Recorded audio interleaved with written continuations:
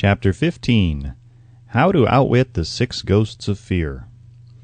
Take inventory of yourself as you read this closing chapter and find out how many of the ghosts are standing in your way. Before you can put any portion of this philosophy into successful use, your mind must be prepared to receive it. The preparation is not difficult. It begins with study, analysis, and understanding of 3 enemies which you shall have to clear out. These are indecision, doubt, and fear. The 6th sense will never function while these 3 negatives or any of them remain in your mind.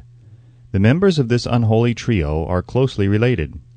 Where one is found, the other 2 are close at hand. Indecision is the seedling of fear. Remember this as you read. Indecision crystallizes into doubt. The 2 blend and become fear. The blending process often is slow. This is one reason why these 3 enemies are so dangerous. They germinate and grow without their presence being observed. The remainder of this chapter describes an end which must be attained before the philosophy as a whole can be put into practical use.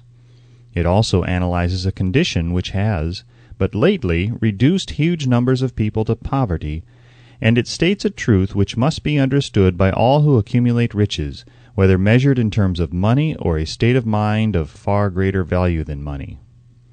The purpose of this chapter is to turn the spotlight of attention upon the cause and the cure of the 6 basic fears. Before we can master an enemy, we must know its name, its habits, and its place of abode. As you read, analyze yourself carefully and determine which, if any, of the 6 common fears have attached themselves to you. Do not be deceived by the habits of these subtle enemies. Sometimes they remain hidden in the subconscious mind, where they are difficult to locate and still more difficult to eliminate. The 6 basic fears. There are 6 basic fears, with some combination of which every human suffers at one time or another. Most people are fortunate if they do not suffer from the entire 6.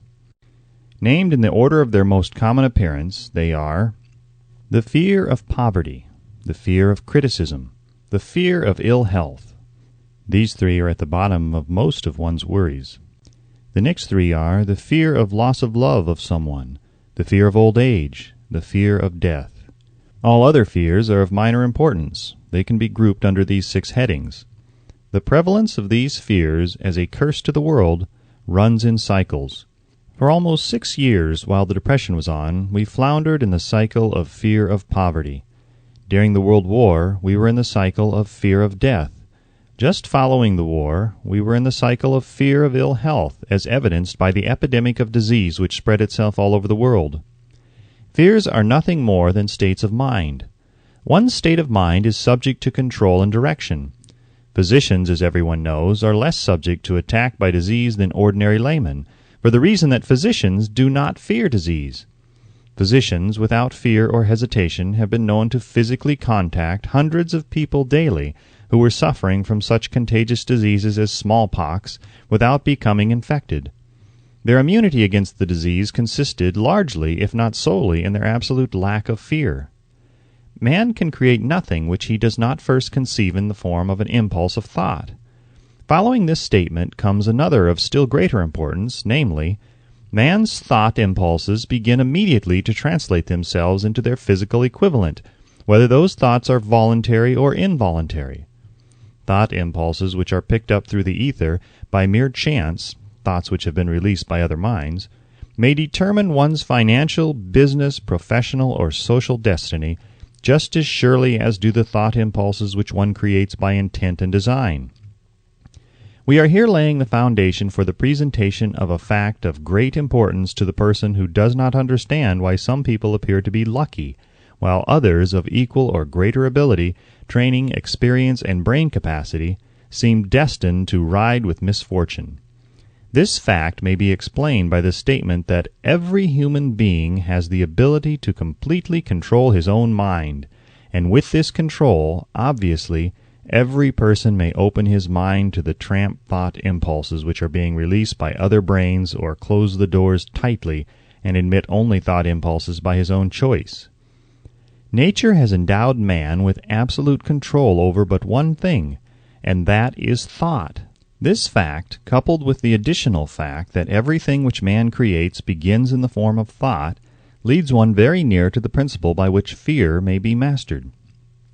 If it is true that all thought has a tendency to clothe itself in its physical equivalent, and this is true beyond any reasonable room for doubt, it is equally true that thought impulses of fear and poverty can be translated into terms of courage and financial gain. The people of America began to think of poverty following the Wall Street crash of 1929. Slowly but surely that mass thought was crystallized into its physical equivalent, which was known as a depression. This had to happen. It is in conformity with the laws of nature. The fear of poverty. There can be no compromise between poverty and riches. The two roads that lead to poverty and riches travel in opposite directions. If you want riches, you must refuse to accept any circumstance that leads towards poverty. The word riches here is used in its broadest sense, meaning financial, spiritual, mental, and material estates. The starting point of the path that leads to riches is desire. In Chapter 1, you received full instructions for the proper use of desire. In this chapter, on fear, you have complete instructions for preparing your mind to make practical use of desire. Here, then, is the place to give yourself a challenge which will definitely determine how much of this philosophy you have absorbed. Here is the point at which you can turn prophet and foretell accurately what the future holds in store for you. If, after reading this chapter, you are willing to accept poverty, you may as well make up your mind to receive poverty. This is one decision you cannot avoid. If you demand riches, determine what form and how much will be required to satisfy you. You know the road that leads to riches. You have been given a road map which, if followed, will keep you on that road. If you neglect to make the start or stop before you arrive, no one will be to blame but you. This responsibility is yours. No alibi will save you from accepting the responsibility if you now fail or refuse to demand riches of life, because the acceptance calls for but one thing, incidentally, the only thing you can control, and that is a state of mind. A state of mind is something that one assumes. It cannot be purchased. It must be created. Fear of poverty is a state of mind, nothing else. But it is sufficient to destroy one's chances of achievement in any undertaking, a truth which became painfully evident during the Depression. This fear paralyzes the faculty of reason, destroys the faculty of imagination, kills off self-reliance, undermines enthusiasm, discourages initiative, leads to uncertainty of purpose, encourages procrastination, wipes out enthusiasm, and makes self-control an impossibility. It takes the charm from one's personality, destroys the possibility of accurate thinking, diverts concentration of effort. It masters persistence, turns the willpower into nothingness, destroys ambition, beclouds the memory, and invites failure in every conceivable form. It kills love and assassinates the finer emotions of the heart, discourages friendship and invites disaster in 100 forms, leads to sleeplessness, misery, and unhappiness. And all of this despite the obvious truth that we live in a world of overabundance of everything the heart could desire, with nothing standing between us and our desires excepting lack of a definite purpose. The fear of poverty is, without doubt, the most destructive of the 6 basic fears. It has been placed at the head of the list because it is the most difficult to master. Considerable courage is required to state the truth about the origin of this fear, and still greater courage to accept the truth after it has been stated. The fear of poverty grew out of man's inherited tendency to prey upon his fellow man economically. Nearly all animals lower than man are motivated by instinct, but their capacity to think is limited. Therefore, they prey upon one another physically.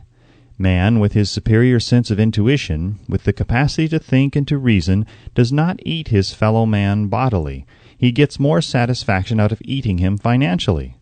Man is so avaricious that every conceivable law has been passed to safeguard him from his fellow man. Of all the ages of the world of which we know anything, the age in which we live seems to be one that is outstanding because of man's money madness. A man is considered less than the dust of the earth unless he can display a fat bank account. But if he has money, never mind how he acquired it. He is a king or a big shot. He is above the law. He rules in politics. He dominates in business, and the whole world about him bows in respect when he passes. Nothing brings man so much suffering and humility as poverty. Only those who have experienced poverty understand the full meaning of this. It is no wonder that man fears poverty. Through a long line of inherited experiences, man has learned, for sure, that some men cannot be trusted where matters of money and earthly possessions are concerned. This is a rather stinging indictment, the worst part of it being that it is true. The majority of marriages are motivated by the wealth possessed by one or both of the contracting parties. It is no wonder, therefore, that the divorce courts are busy. So eager is man to possess wealth that he will acquire it in whatever manner he can, through legal methods if possible, through other methods if necessary or expedient.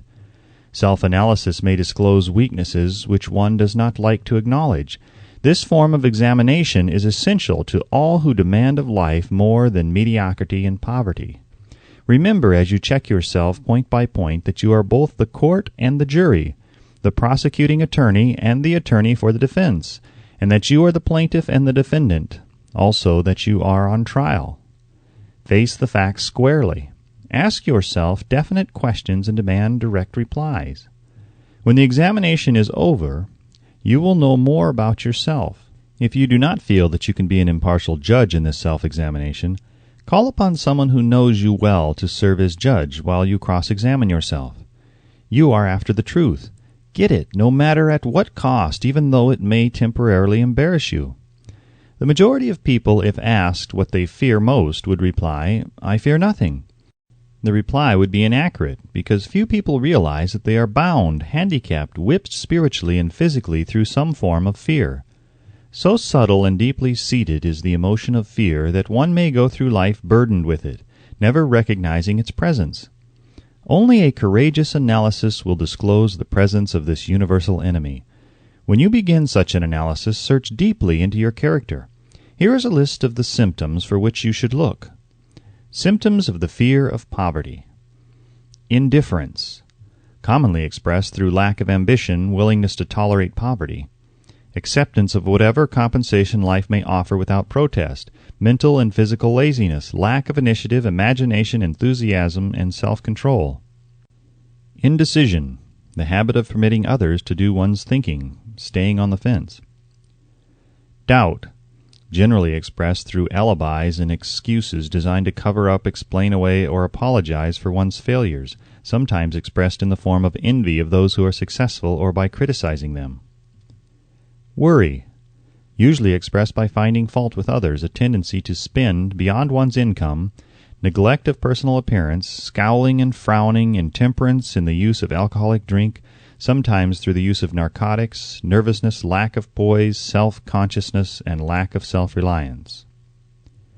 Overcaution, the habit of looking for the negative side of every circumstance, thinking and talking of possible failure instead of concentrating upon the means of succeeding, knowing all the roads to disaster but never searching for the plans to avoid failure, waiting for the right time to begin putting ideas and plans into action, until the waiting becomes a permanent habit, remembering those who have failed and forgetting those who have succeeded, seeing the hole in the donut but overlooking the donut, pessimism leading to indigestion, poor elimination, auto-intoxication, bad breath, and bad disposition.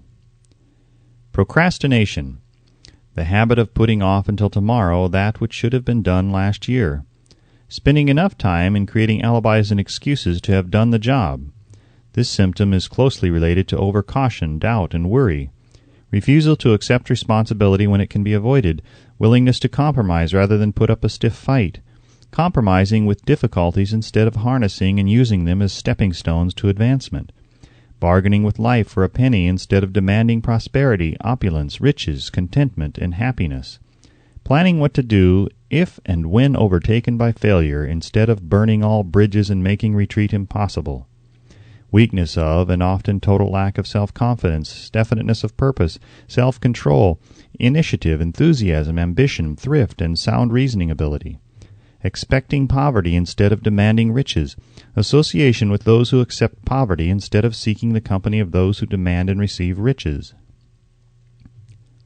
Money talks. Some will ask, Why did you write a book about money? Why measure riches in dollars alone? Some will believe, and rightly so, that there are other forms of riches more desirable than money. Yes, there are riches which cannot be measured in terms of dollars, but there are millions of people who will say, "Give me all the money I need and I will find everything else I want." The major reason why I wrote this book on how to get money is the fact that the world has but lately passed through an experience that left millions of men and women paralyzed with the fear of poverty. What this sort of fear does to one was well described by Westbrook Pegler in the New York World Telegram as follows. Money is only clamshells or metal discs or scraps of paper, and there are treasures of the heart and soul which money cannot buy. But most people, being broke, are unable to keep this in mind and sustain their spirits. When a man is down and out and on the street, unable to get any job at all, something happens to his spirit which can be observed in the droop of his shoulders, the set of his hat, his walk, and his gaze. He cannot escape a feeling of inferiority among people with regular employment, even though he knows they are definitely not his equals in character, intelligence, or ability. These people, even his friends, feel, on the other hand, a sense of superiority and regard him, perhaps unconsciously, as a casualty. He may borrow for a time, but not enough to carry on in his accustomed way, and he cannot continue to borrow very long. But borrowing in itself, when a man is borrowing merely to live, is a depressing experience, and the money lacks the power of earned money to revive his spirits. Of course, none of this applies to bums or habitual ne'er-do-wells, but only to men of normal ambitions and self-respect. Women conceal despair. Women in the same predicament must be different. We somehow do not think of women at all in considering the down-and-outers. They are scarce in the bread lines, they rarely are seen begging on the streets, and they are not recognizable in crowds by the same plain signs which identify busted men. Of course, I do not mean the shuffling hags of the city streets or the opposite number of the confirmed male bums. I mean reasonably young, decent, and intelligent women. There must be many of them, but their despair is not apparent. When a man is down and out, he has time on his hands for brooding. He may travel miles to see a man about a job and discover that the job is filled, or that it is one of those jobs with no base pay but only a commission on the sale of some useless knick-knack which nobody would buy except out of pity. Turning that down, he finds himself back on the street with nowhere to go but just anywhere. So he walks and walks. He gazes into store windows at luxuries which are not for him, and feels inferior and gives way to people who stop to look with an active interest. He wanders into the railroad station or puts himself down in the library to ease his legs and soak up a little heat, but that isn't looking for a job, so he gets going again. He may not know it, but his aimlessness would give him away, even if the very lines of his figure did not. He may be well dressed in the clothes left over from the days when he had a steady job, but the clothes cannot disguise the droop. Money makes difference. He sees thousands of other people, bookkeepers or clerks or chemists or wagon hands, busy at their work, and envies them from the bottom of his soul. They have their independence, their self-respect and manhood, and he simply cannot convince himself that he is a good man too, though he argue it out and arrive at a favorable verdict hour after hour. It is just money which makes this difference in him. With a little money he would be himself again. Some employers take the most shocking advantage of people who are down and out. The agencies hang out little colored cards offering miserable wages to busted men. $12 a week, $15 a week, an $18 a week job is a plum, and anyone with a $25 a week to offer does not hang the job in front of an agency on a colored card. I have a want ad clipped from the local newspaper demanding a clerk, a good clean penman, to take telephone orders for a sandwich shop from 11 a.m. to 2 p.m. for $8 a month. Not $8 a week, but $8 a month. The ad says also, state religion.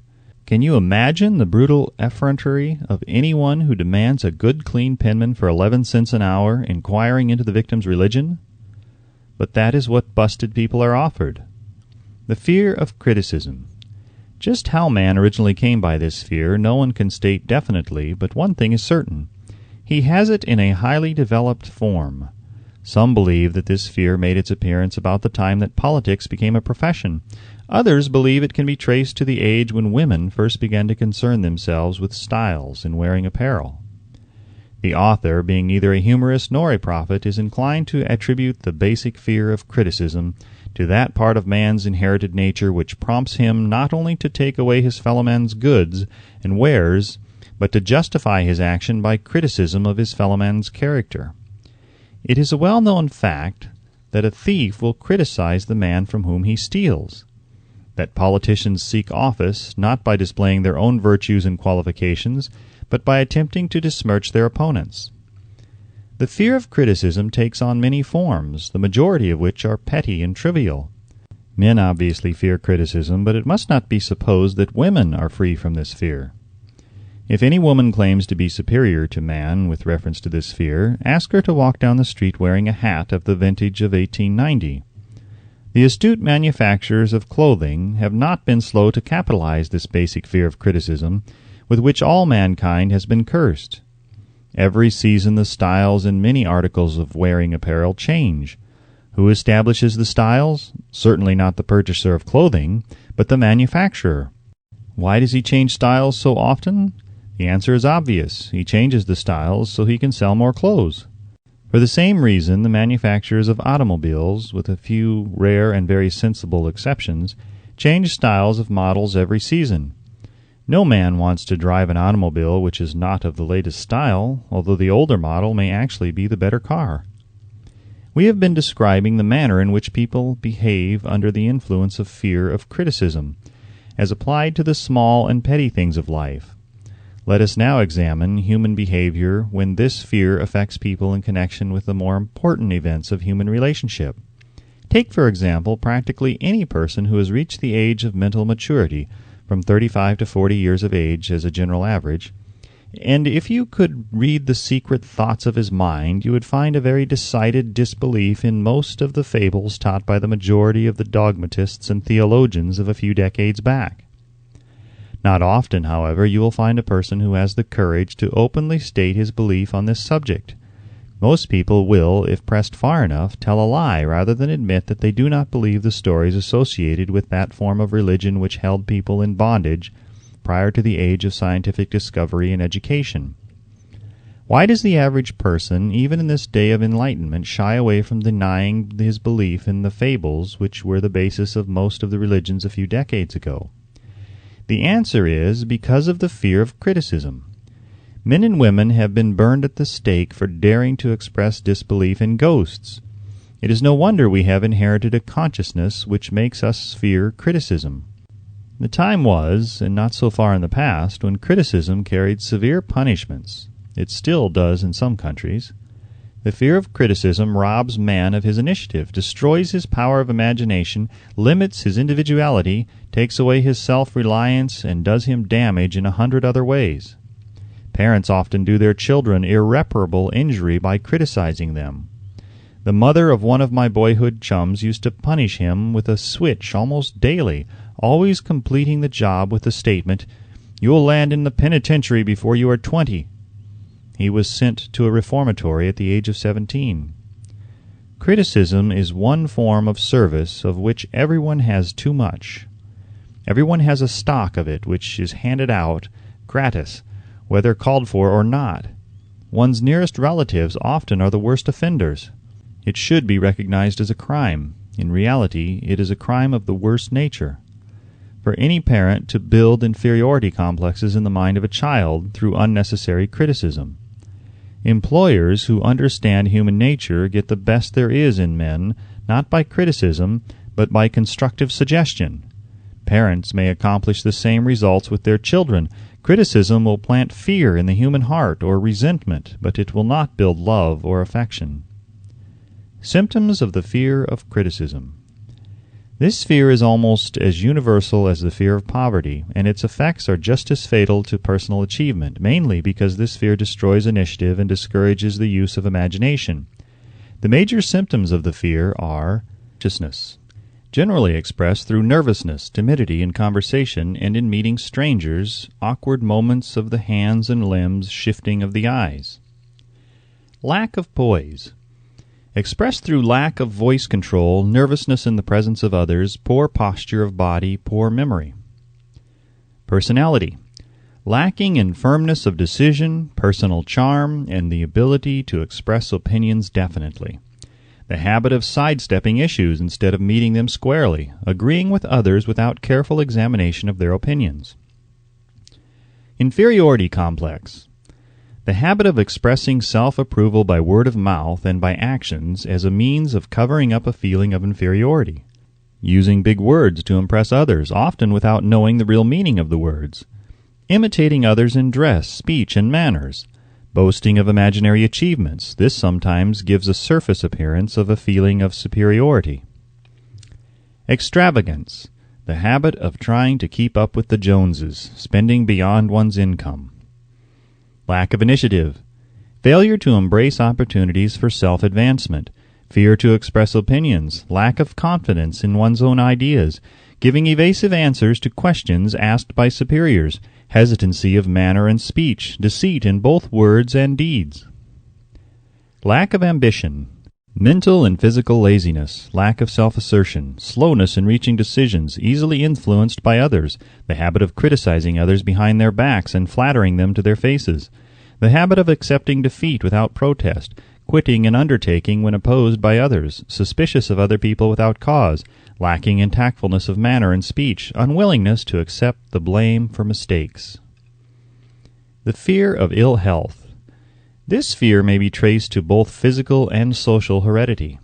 It is closely associated as to its origin with the causes of fear of old age and the fear of death, because it leads one closely to the border of terrible worlds of which man knows not, but concerning which he has been taught some discomforting stories. The opinion is somewhat general, also, that certain unethical people engaged in the business of selling health have had not a little to do with keeping alive the fear of ill health. In the main, man fears ill health because of the terrible pictures which have been planted in his mind of what may happen if death should overtake him. He also fears it because of the economic toll which it may claim. A reputable physician estimated that 75% of all people who visit physicians for professional service are suffering with hypochondria, imaginary illness. It has been shown most convincingly that the fear of disease, even where there is not the slightest cause for fear, often produces the physical symptoms of the disease feared. Powerful and mighty is the human mind. It builds or it destroys. During the flu epidemic which broke out during the World War, the mayor of New York City took drastic steps to check the damage which people were doing themselves through their inherent fear of ill health. He called in the newspaper men and said to them, "Gentlemen, I feel it is necessary to ask you not to publish any scare headlines concerning the flu epidemic. Unless you cooperate with me, we will have a situation which we cannot control." The newspapers quit publishing stories about the flu, and within 1 month the epidemic had been successfully checked. Through a series of experiments conducted some years ago, it was proved that people may be made ill by suggestion. We conducted this experiment by causing 3 acquaintances to visit the victims, each of whom asked the question, "What ails you? You look terribly ill." The first questioner usually provoked a grin and a nonchalant, "Oh, nothing, I'm all right," from the victim. The second questioner usually was answered with the statement, "I don't know exactly, but I do feel badly." The third questioner was usually met with the frank admission that the victim was actually feeling ill. Try this on an acquaintance if you doubt that it will make him uncomfortable, but do not carry the experiment too far. There is a certain religious sect whose members take vengeance upon their enemies by the hexing method. They call it placing a spell on the victim. There is overwhelming evidence that disease sometimes begins in the form of negative thought impulse. Such an impulse may be passed from one mind to the other by suggestion, or created by an individual in his own mind. A man who was blessed with more wisdom than this incident might indicate once said, "When anyone asks me how I feel, I always want to answer by knocking him down." Doctors send patients into new climates for their health, because a change of mental attitude is necessary. The seed of fear of ill health lives in every human mind. Worry, fear, discouragement, disappointment in love and business affairs cause this seed to germinate and grow. The recent business depression kept the doctors on the run because every form of negative thinking may cause ill health. Disappointments in business and in love stand at the head of the list of causes of fear of ill health. Symptoms of the fear of ill health.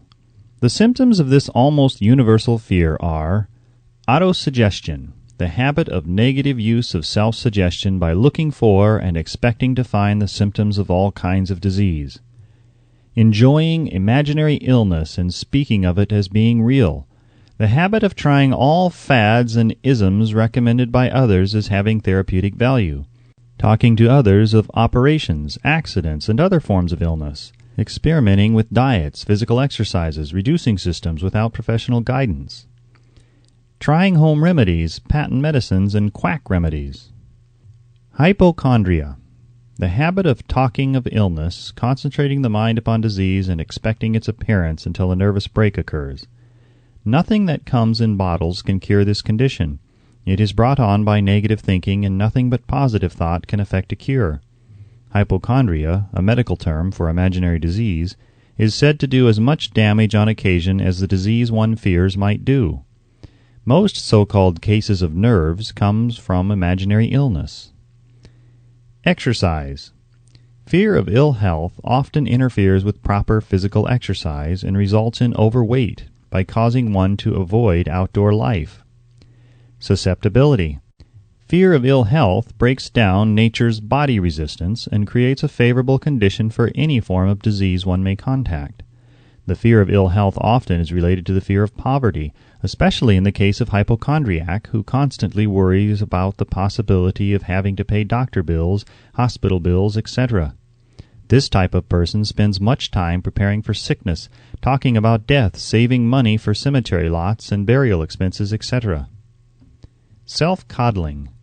The habit of making a bid for sympathy, using imaginary illness as the lure. People often resort to this trick to avoid work. The habit of feigning illness to cover plain laziness or to serve as an alibi for lack of ambition. Intemperance. The habit of using alcohol or narcotics to destroy pains such as headaches, neuralgia, etc., instead of eliminating the cause. The habit of reading about illness and worrying over the possibility of being stricken by it. The habit of reading patent medicine advertisements. The fear of loss of love. The original source of this inherent fear needs but little description because it obviously grew out of man's polygamous habit of stealing his fellow man's mate and his habit of taking liberties with her wherever he could. Jealousy and other similar forms of dementia praecox grow out of man's inherited fear of the loss of love of someone. This fear is the most painful of all the 6 basic fears. It probably plays more havoc with the body and mind than any of the other basic fears, as it often leads to permanent insanity. The fear of the loss of love probably dates back to the Stone Age, when men stole women by brutal force. They continue to steal females, but their technique has changed. Instead of force, they now use persuasion, the promise of pretty clothes, motor cars, and other bait much more effective than physical force. Man's habits are the same as they were at the dawn of civilization, but he expresses them differently. Careful analysis has shown that women are more susceptible to this fear than men. This fact is easily explained. Women have learned from experience that men are polygamous by nature, that they are not to be trusted in the hands of rivals. Symptoms of the fear of loss of love. The distinguishing symptoms of this fear are jealousy, the habit of being suspicious of friends and loved ones without any reasonable evidence of sufficient grounds. Jealousy is a form of dementia praecox, which sometimes becomes violent without the slightest cause. The habit of accusing wife or husband of infidelity without grounds, general suspicion of everyone, absolute faith in no one. Fault-finding, the habit of finding fault with friends, relatives, business associates, and loved ones upon the slightest provocation or without any cause whatsoever. Gambling, the habit of gambling, stealing, cheating, and otherwise taking hazardous chances to provide money for loved ones with the belief that love can be bought. The habit of spending beyond one's means or incurring debts to provide gifts for loved ones with the object of making a favorable showing. insomnia, nervousness, lack of persistence, weakness of will, lack of self-control, lack of self-reliance, bad temper. The fear of old age. In the main, this fear grows out of two sources. First, the thought that old age may bring with it poverty. Secondly, and by far the most common source of origin, from false and cruel teachings of the past which have been too well mixed with fire and brimstone and other bogies cunningly designed to enslave men through fear. In the basic fear of old age, man has two very sound reasons for his apprehension, one growing out of his distrust of his fellow man, who may seize whatever worldly goods he may possess, and the other arising from the terrible pictures of the world beyond, which were planted in his mind through social heredity before he came into full possession of his mind. The possibility of ill health, which is more common as people grow older, is also a contributing cause of this common fear of old age. Eroticism also enters into the cause of the fear of old age, as no man cherishes the thought of diminishing sex attraction. The most common cause of fear of old age is associated with the possibility of poverty. Poorhouse is not a pretty word.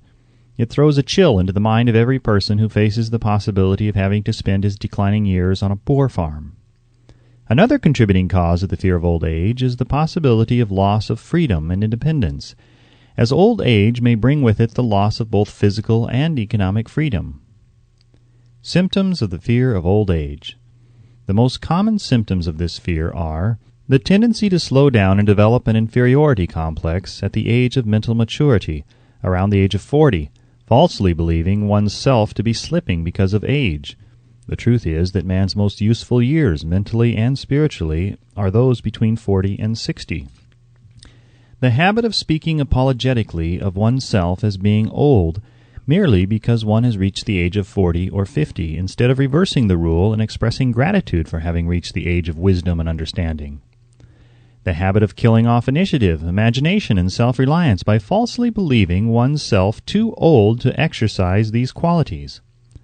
The habit of the man or woman of 40 dressing with the aim of trying to appear in much younger and affecting mannerisms of youth, thereby inspiring ridicule by both friends and strangers. The fear of death. To some this is the cruelest of all the basic fears. The reason is obvious.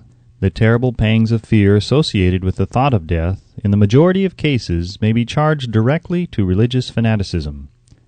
So-called heathen are less afraid of death than the more civilized. For hundreds of millions of years, man has been asking the still unanswered questions: whence and whither? Where did I come from, and where am I going?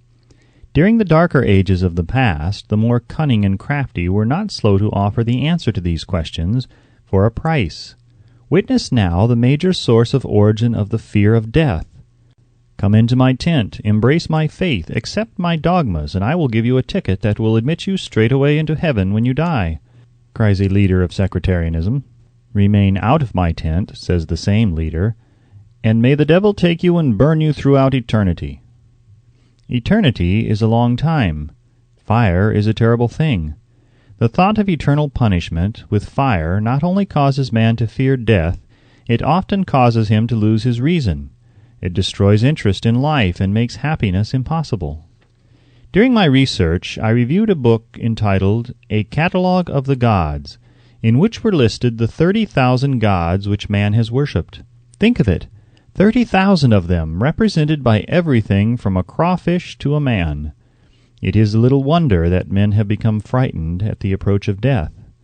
While the religious leader may not be able to provide safe conduct into heaven, nor by lack of such provision allow the unfortunate to descend into hell, the possibility of the latter seems so terrible that the very thought of it lays hold of the imagination in such a realistic way that it paralyzes reason and sets up the fear of death.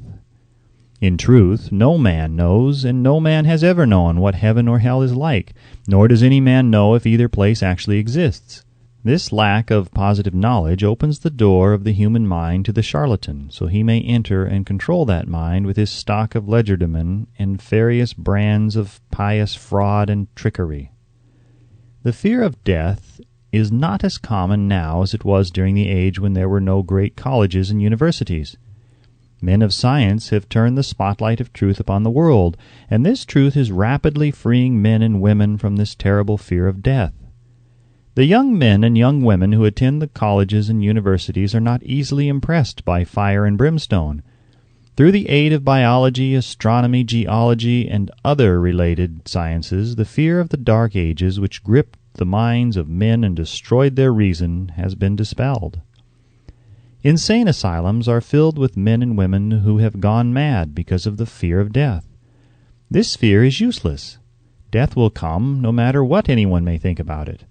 Accept it as a necessity and pass the thought out of your mind. It must be a necessity, or it would not come to at all. Perhaps it is not as bad as it has been pictured. The entire world is made up of only two things, energy and matter. In elementary physics we learn that neither matter nor energy, the only two realities known to man, can be created nor destroyed. Both matter and energy can be transformed, but neither can be destroyed. Life is energy, if it is anything. If neither energy nor matter can be destroyed, of course life cannot be destroyed. Life, like other forms of energy, may be passed through various processes of transition or change, but it cannot be destroyed. Death is mere transition. If death is not mere change or transition, then nothing comes after death except a long, eternal, peaceful sleep, and sleep is nothing to be feared. Thus you may wipe out forever the fear of death. Symptoms of the fear of death. The general symptoms of this fear are the habit of thinking about dying instead of making the most of life, due generally to lack of purpose or lack of a suitable occupation. This fear is more prevalent among the aged, but sometimes the more youthful are victims of it. The greatest of all remedies for the fear of death is a burning desire for achievement, backed by useful service to others. A busy person seldom has time to think about dying. He finds life too thrilling to worry about death. Sometimes the fear of death is closely associated with the fear of poverty, where one's death would leave loved ones poverty-stricken. In other cases, the fear of death is caused by illness and the consequent breaking down of physical body resistance. The commonest causes of the fear of death are ill health, poverty, lack of appropriate occupation, disappointment over love, insanity, and religious fanaticism. Old man worry. Worry is a state of mind based upon fear. It works slowly but persistently. It is insidious and subtle. Step by step it digs itself in until it paralyzes one's reasoning faculty, destroys self-confidence and initiative. Worry is a form of sustained fear caused by indecision, and therefore it is a state of mind which can be controlled. An unsettled mind is helpless. Indecision makes an unsettled mind. Most individuals lack the willpower to reach decisions promptly and to stand by them after they have been made, even during normal business conditions. During periods of economic unrest, such as the world recently experienced, the individual is handicapped, not alone by his inherent nature to be slow at reaching decisions, but he is influenced by the indecision of others around him who have created a state of mass indecision. During the Depression, the whole atmosphere all over the world was filled with pharynxa and worryitis, the two mental disease germs which began to spread themselves after the Wall Street frenzy in 1929. There is only one known antidote for these germs. It is the habit of prompt and firm decision. Moreover, it is an antidote which every individual must apply for himself. We do not worry over conditions once we have reached a decision to follow a definite line of action. I once interviewed a man who was to be electrocuted 2 hours later. The condemned man was the calmest of some 8 men who were in the death cell with him. His calmness prompted me to ask him how it felt to know that he was going into eternity in a short while. With a smile of confidence on his face, he said, "It feels fine. Just think, brother, my troubles will soon be over. I have had nothing but trouble all my life. It has been a hardship to get food and clothing. Soon I will not need these things. I have felt fine ever since I learned for certain that I must die. I made up my mind then to accept my fate in good spirit." As he spoke, he devoured a dinner of proportions sufficient for 3 men, eating every mouthful of the food brought to him, and apparently enjoying it as much as if no disaster awaited him. Decision gave this man resignation to his fate. Decision can also prevent one's acceptance of undesired circumstances. The 6 basic fears become translated into a state of worry through indecision. Relieve yourself forever of the fear of death by reaching a decision to accept death as an inescapable event. Whip the fear of poverty by reaching a decision to get along with whatever wealth you can accumulate without worry. Put your foot upon the neck of the fear of criticism by reaching a decision not to worry about what other people think, do, or say. Eliminate the fear of old age by reaching a decision to accept it, not as a handicap, but as a great blessing which carries with it wisdom, self-control, and understanding not known to youth. Acquit yourself of the fear of ill health by the decision to forget symptoms. Master the fear of loss of love by reaching a decision to get along without love, if that is necessary. Kill the habit of worry in all its forms by reaching a general blanket decision that nothing which life has to offer is worth the price of worry. With this decision will come poise, peace of mind, and calmness of thought, which will bring happiness. A man whose mind is filled with fear not only destroys his own chances of intelligent action, but he transmits these destructive vibrations to the minds of all who come into contact with him, and destroys also their chances. Even a dog or a horse knows when its master lacks courage. Moreover, a dog or horse will pick up the vibrations of fear thrown off by its master and behave accordingly. Lower down the line of intelligence in the animal kingdom, one finds the same capacity to pick up the vibrations of fear. A honeybee immediately senses fear in the mind of a person for reasons unknown. A bee will sting the person whose mind is releasing vibrations of fear much more readily than it will molest the person whose mind registers no fear.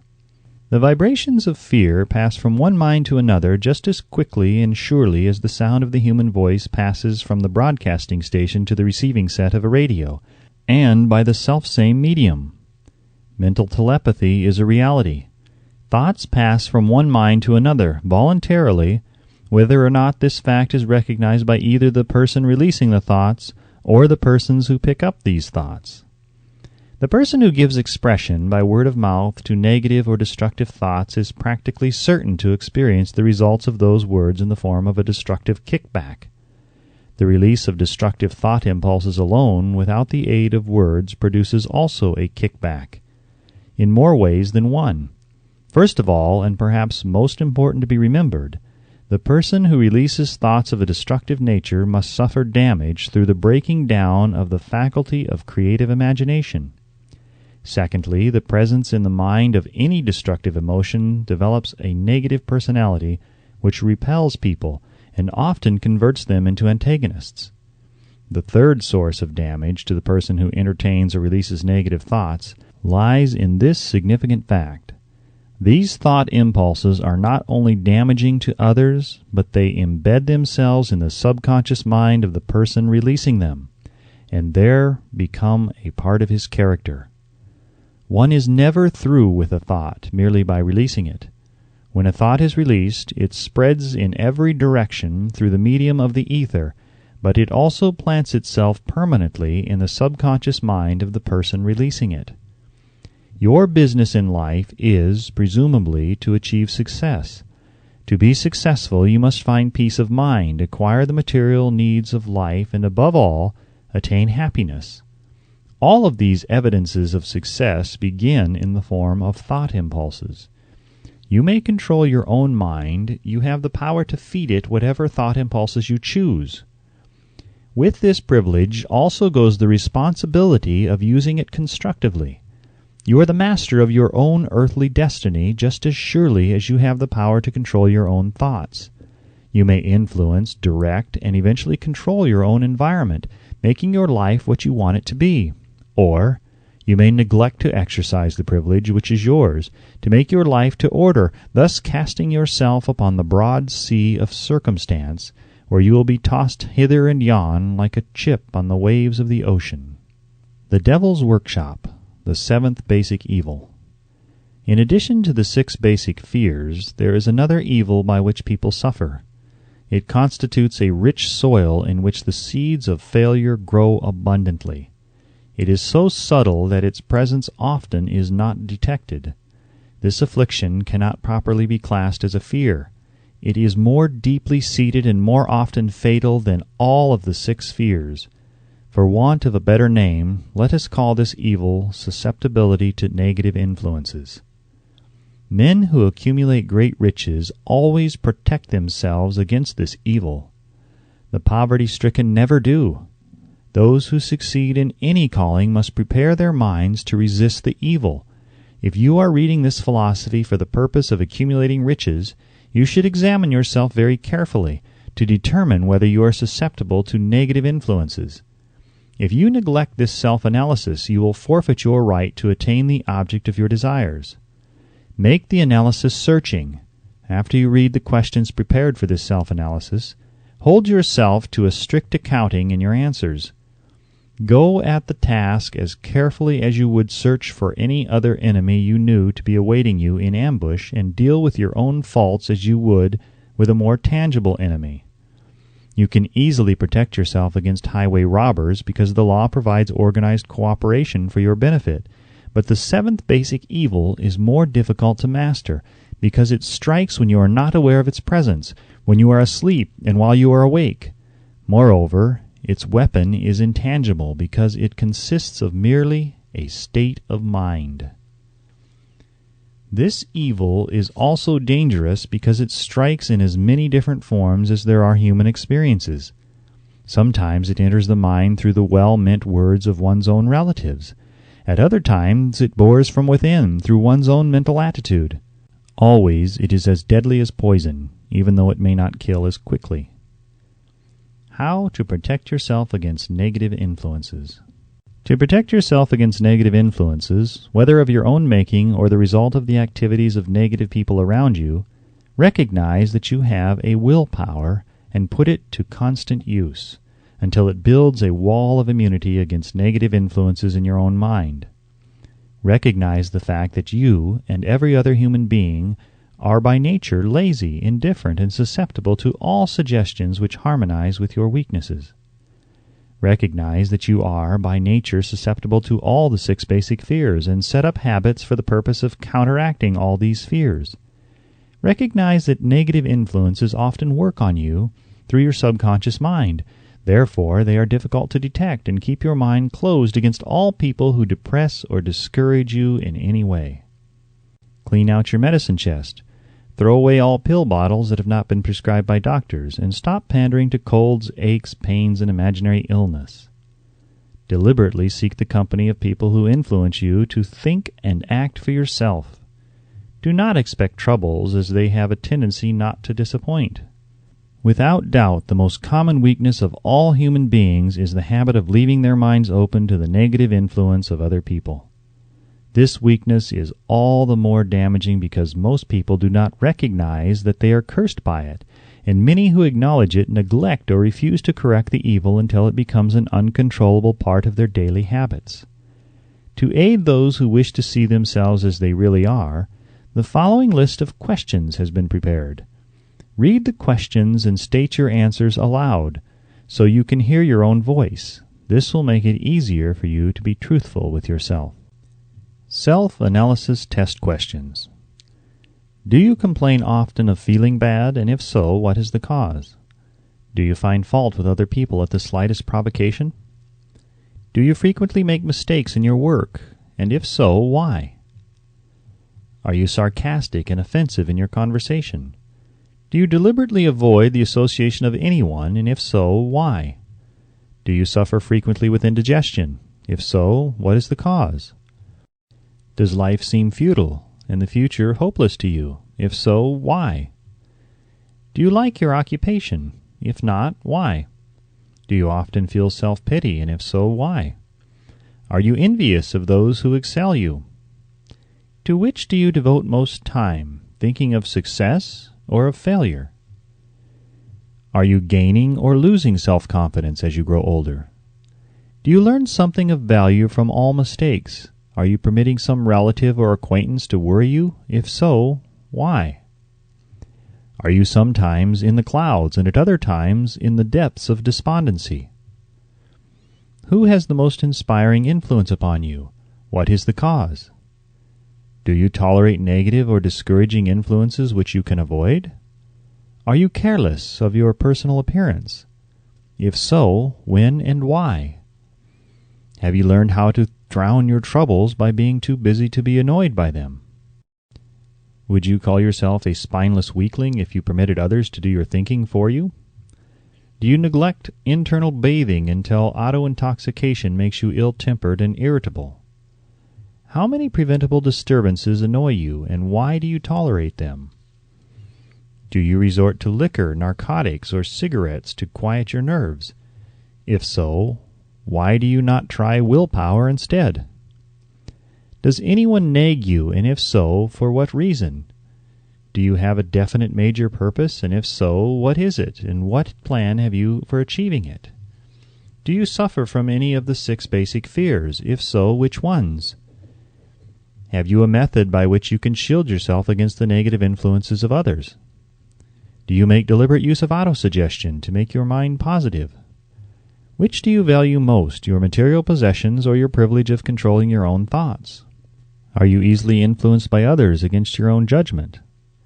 Has today added anything of value to your stock of knowledge or state of mind? Do you face squarely the circumstances which make you unhappy or sidestep the responsibility? Do you analyze all mistakes and failures and try to profit by them, or do you take the attitude that this is not your duty? Can you name 3 of your most damaging weaknesses? What are you doing to correct them? Do you encourage other people to bring their worries to you for sympathy? Do you choose from your daily experiences lessons or influences which aid in your personal advancement? Does your presence have a negative influence on other people as a rule? What habits of other people annoy you most?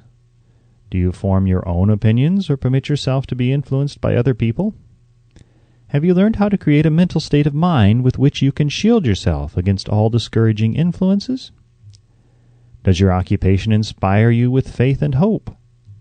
Are you conscious of possessing spiritual forces of sufficient power to enable you to keep your mind free from all forms of fear?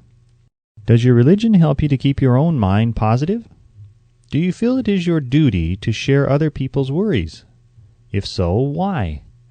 If you believe that birds of a feather flock together, what have you learned about yourself by studying the friends whom you attract? What connection, if any, do you see between the people with whom you associate most closely and any unhappiness you may experience? Could it be possible that some person whom you consider to be a friend is, in reality, your worst enemy because of his negative influence on your mind? By what rules do you judge who is helpful and who is damaging to you? Are your intimate associates mentally superior or inferior to you? How much time out of every 24 hours do you devote to A. your occupation, B. sleep, C. play and relaxation, D. acquiring useful knowledge, E. plain waste? Who among your acquaintances A. encourages you the most, B. cautions you most, C. discourages you most, D. helps you most in other ways? What is your greatest worry? Why do you tolerate it? When others offer you free, unsolicited advice, do you accept it without question or analyze their motive? What, above all else, do you most desire? Do you intend to acquire it? Are you willing to subordinate all other desires for this one? How much time daily do you devote to acquiring it? Do you change your mind often? If so, why? Do you usually finish everything you begin? Are you easily impressed by other people's business or professional titles, college degrees, or wealth? Are you easily influenced by what other people think or say of you? Do you cater to people because of their social or financial status? Whom do you believe to be the greatest person living? In what respect is this person superior to yourself? How much time have you devoted to studying and answering these questions? At least 1 day is necessary for the analysis and the answering of the entire list. If you have answered all these questions truthfully, you know more about yourself than the majority of people.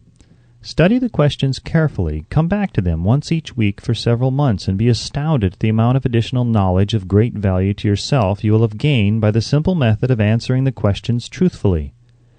If you are not certain concerning the answers to some of the questions, seek the counsel of those you know well, especially those who have no motive in flattering you, and see yourself through their eyes. The experience will be astonishing. You have absolute control over but one thing, and that is your thoughts. This is the most significant and inspiring of all facts known to man. It reflects man's divine nature. This divine prerogative is the sole means by which you may control your own destiny. If you fail to control your own mind, you may be sure you will control nothing else. If you must be careless with your possessions, let it be in connection with material things. Your mind is your spiritual estate. Protect and use it with the care to which divine royalty is entitled. You were given a willpower for this purpose. Unfortunately, there is no legal protection against those who, either by design or ignorance, poison the minds of others by negative suggestion. This form of destruction should be punishable by heavy legal penalties, because it may and often does destroy one's chances of acquiring material things which are protected by law. Men with negative minds tried to convince Thomas A. Edison that he could not build a machine that would record and reproduce the human voice because, they said, no one else had ever produced such a machine. Edison did not believe them. He knew that the mind could produce anything the mind could conceive and believe, and that knowledge was the thing that lifted the great Edison above the common herd. Men with negative minds told F.W. Woolworth he would go broke trying to run a store on 5 and 10 cent sales. He did not believe them. He knew that he could do anything within reason if he backed his plans with faith. Exercising his right to keep other men's negative suggestions out of his mind, he piled up a fortune of more than $100 million. Men with negative minds told George Washington he could not hope to win against the vastly superior forces of the British, but he exercised his divine right to believe. Therefore, this book was published under the protection of the Stars and Stripes, while the name of Lord Cornwallis has been all but forgotten. Doubting Thomases scoffed scornfully when Henry Ford tried out his first crudely built automobile on the streets of Detroit. Some said the thing never would become practical. Others said no one would pay money for such a contraption. Ford said, "I'll belt the earth with dependable motor cars," and he did. His decision to trust his own judgment has already piled up a fortune far greater than the next 5 generations of his descendants can squander. For the benefit of those seeking vast riches, let it be remembered that practically the sole difference between Henry Ford and the majority of more than 100,000 men who work for him is this: Ford has a mind and controls it. The others have minds which they do not try to control. Henry Ford has been repeatedly mentioned because he is an astounding example of what a man with a mind of his own and a will to control it can accomplish. His record knocks the foundation from under that time-worn alibi, "I never had a chance." Ford never had a chance either, but he created an opportunity and backed it with persistence until it made him richer than Croesus. Mind control is a result of self-discipline and habit. You either control your mind or it controls you. There is no hallway compromise. The most practical of all methods for controlling the mind is the habit of keeping it busy with a definite purpose, backed by a definite plan. Study the record of any man who achieves noteworthy success, and you will observe that he has control over his own mind, moreover that he exercises that control and directs it toward the attainment of definite objectives. Without this control, success is not possible. 57 Famous Alibis by Old Man If. People who do not succeed have one distinguishing trait in common. They know all the reasons for failure, and have what they believe to be airtight alibis to explain away their own lack of achievement. Some of these alibis are clever, and a few of them are justifiable by the facts. But alibis cannot be used for money. The world wants to know only one thing: have you achieved success? A character analyst compiled a list of the most commonly used alibis. As you read the list, examine yourself carefully and determine how many of these alibis, if any, are your own property. Remember, too, the philosophy presented in this book makes every one of these alibis obsolete. If I didn't have a wife and family, if I had enough pull, if I had money, if I had a good education, if I could get a job, if I had good health, if only I had time, if times were better, if other people understood me, if conditions around me were only different, if I could live my life over again, if I did not fear what they would say, if I had been given a chance, if I now had a chance, if other people didn't have it in for me, if nothing happens to stop me, if I were only younger, if I could only do what I want, if I had been born rich, if I could meet the right people, if I had the talent that some people have, if I dared assert myself, if I only had embraced past opportunities, if people didn't get on my nerves, if I didn't have to keep house and look after the children, if I could save money, if the boss only appreciated me, if I only had somebody to help me,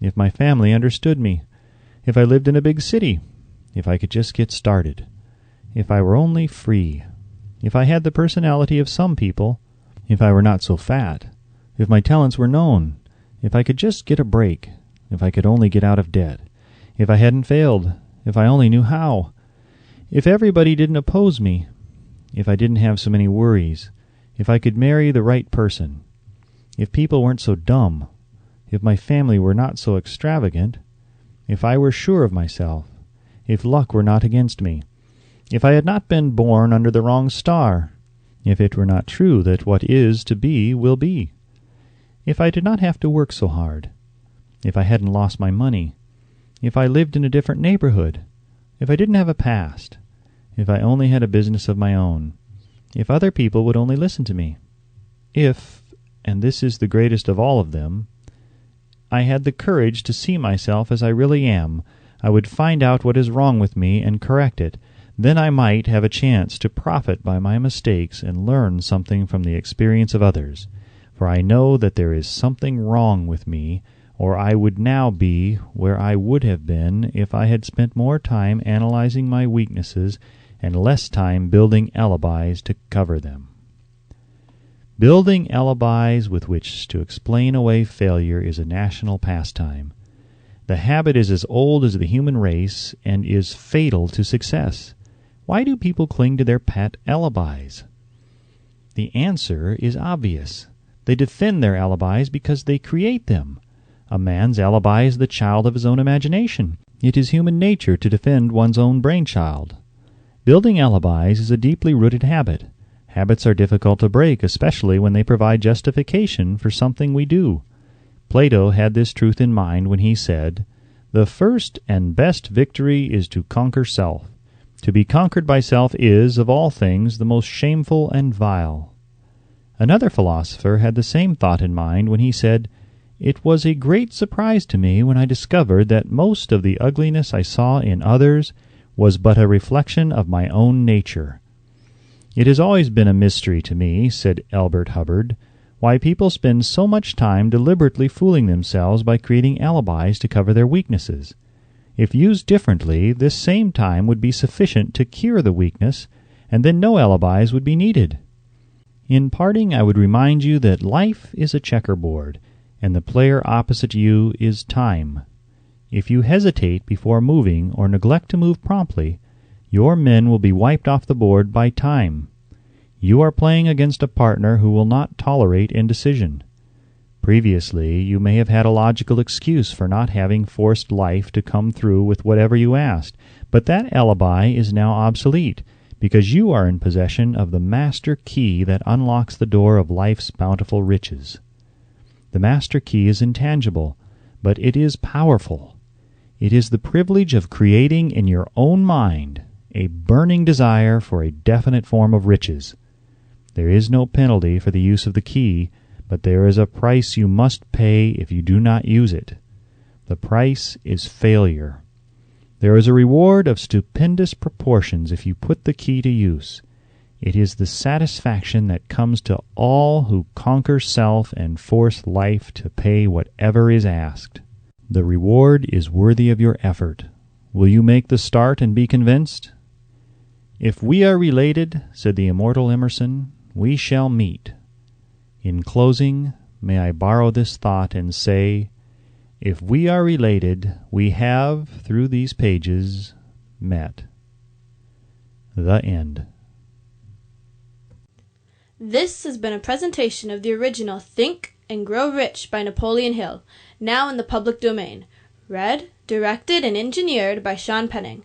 Performance copyright 2007 by Penimation Publishing, Division of Penimation LLC, all rights reserved. For further information concerning this program or other Penimation Publishing audios, please visit ThinkGrowRich.com or thecicadas.com. No part of this recording may be played for an audience or reproduced in any form. It may not be streamed, downloaded, broadcast, or copied without written permission. Address all inquiries to Penimation LLC